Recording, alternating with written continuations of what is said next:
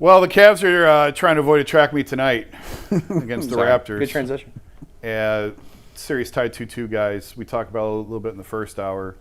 What do you expect tonight, and what do you expect out of specifically Donovan and James after two relatively subpar efforts on the road? I mean, for me, I expect the Cleveland Cavaliers to come out here, play well, probably dominate this game. It wouldn't shock me if the Cavs won this game in a blowout. Why? Because they're at home. They're back in their comfort zone. I expect Donovan Mitchell to show up probably with a 30-point-plus performance. I expect James Harden to have more assists than he has turnovers in this game. I expect guys like Max Strus, who have played well for the better part of the playoffs outside of one game, to pick up where he left off. This Cleveland Cavaliers team is a different monster when they're at home. And, us three, we talked about it in the first hour. That's not the issue. That's not where the fans' confidence is shaken at. I think everybody feels confident about what the Cavaliers are going to do tonight against the Toronto Raptors. The problem is when you're in an uncomfortable state, the performances have not been there. And if you're going to win an NBA championship or even advance far into the playoffs, then you got to play well. You got to have big-time performances on the road, and those things got to come together. And right now, the Cleveland Cavaliers have shown us in 2 road playoff games that they are not really equipped to be in an uncomfortable state right now, and that sucks because they are the more superior team when you look at them on paper when it comes to the talent. But as far as tonight go, I think Rocket Arena is going to be rocking. I expect the Cavaliers to win, probably win big. I think Donovan is going to ball out. I think it's just going to be one of those game 1, game 2 type performances where the fans be like, all right, that's the Cavaliers team we know. Yeah, I 1,000% expect them to bounce back tonight. I think Donovan will have a much better game. Harden can't have a worse game. He can't. And I heard Jason on the morning show today as I was driving in talking about how James has obviously had some bad playoff games in the past, but he's also had, good point by you, a lot of amazing performances in the postseason. So people only remember the bad with James Harden because that's sort of the narrative around him. Mm-hmm. But let's not forget this guy's been in the league forever and has had some moments where he's taken games over and put the team on his back. And certainly, I think tonight both these guys will play better at home. Like I said, Harden cannot play worse. If he takes care of the ball just half as good as he did in that game 4, I think the Cavs will win this by double digits easily. Harden, 15 turnovers in the 2 road games. Donovan shot 5 of 19. I just looked it up. Yeah, 5 of 19 from 3 in Toronto. That can't continue. If those numbers change, then the outcomes change. I expect both guys to play better. Eventually, we talked about in the first hour, eventually they have to play better on the road. But that's a concern for a few days from now. They got to get through tonight first.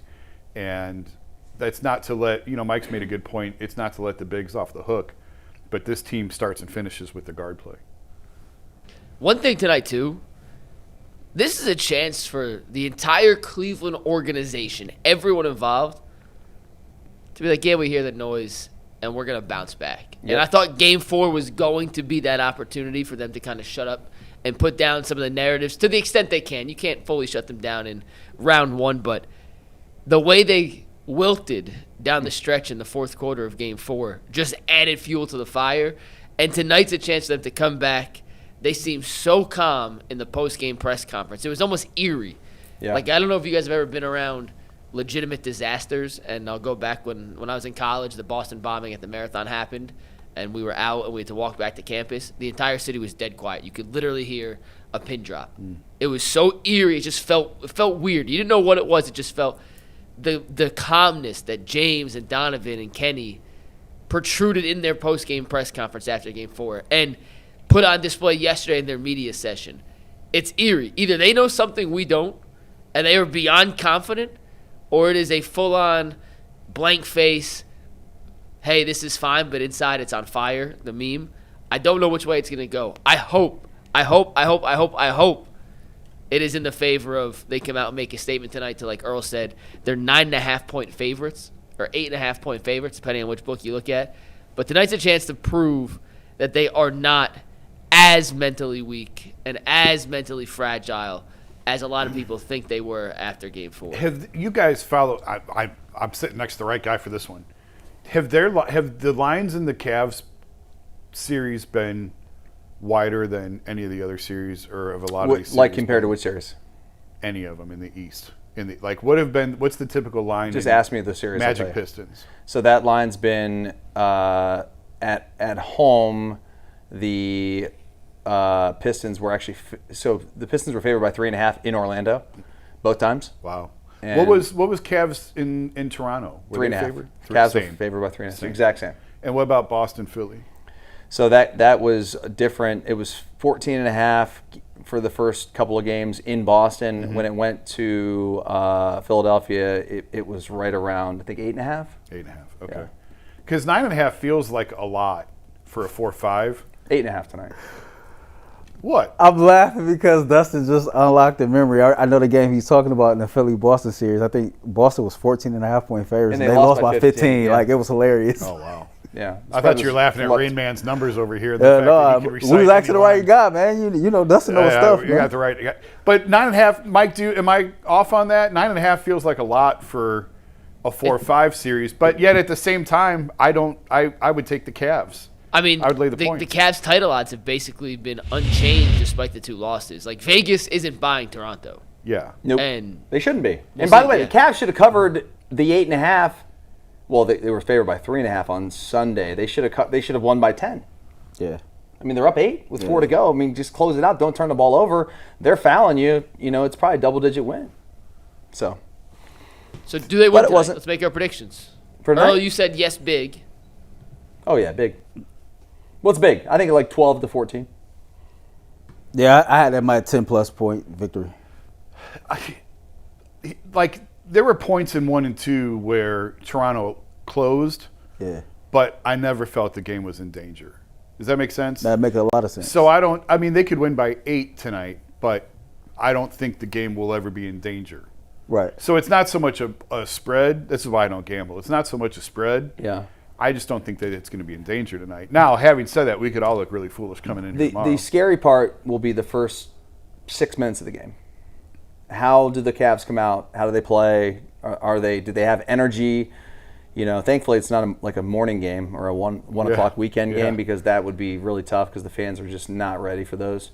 But no, I mean, I think the first half dozen minutes of the ball game is going to tell you how this game's going to go. Because if the Raptors, are all of a sudden like up 8 after the first quarter, then the Cavs are chasing their tail the rest of the game, just trying to get back in it, and then you're just hoping. You're kind of like hoping that it can win the game. Toronto walked off that court after game 4, Dustin, overly confident in themselves. Yeah. I think Scotty Barnes and R.J. Barrett has played well. I think the one thing to look for is to you said, how the Cavs come out in the first 6 minutes. But, Brandon Ingram seemed to have found his shot in game 4. He played. That was the best game he had played. Does that performance travel back to Cleveland? I think Scotty Barnes and R.J. Barrett has been very, very consistent. Mike highlighted the rookie. His name is slipping my mind right now. CMB. But he's been a defensive menace for the Toronto Raptors. And so they come back to Cleveland with a lot of confidence in their ability.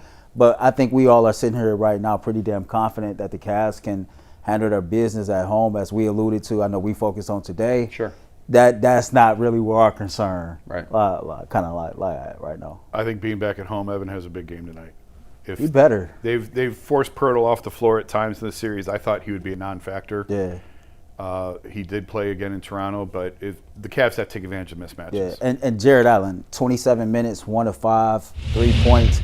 They can't happen again. Mike pointed out, in the first hour, Toronto has made the decision to match him up with R.J. Barrett. That's on Kenny Atkinson and his staff to make sure that Jared Allen get force-fed, to get him involved. We seen throughout the later part of the season, when the Cavs got their bigs involved and got them involved early, it just kind of seemed like everything else seemed to go well. So you got to get those dudes involved tonight. Turnovers and offensive rebounds, count the possessions, see who has more possessions. A lot of times, that's going to tell you who won the game. Yeah. Taking a break. When we come back, we're already starting the 2027 mock draft. Woo! We're going to talk about where the Browns are picking and who they're picking when we come back on the Ultimate Cleveland Sports Show.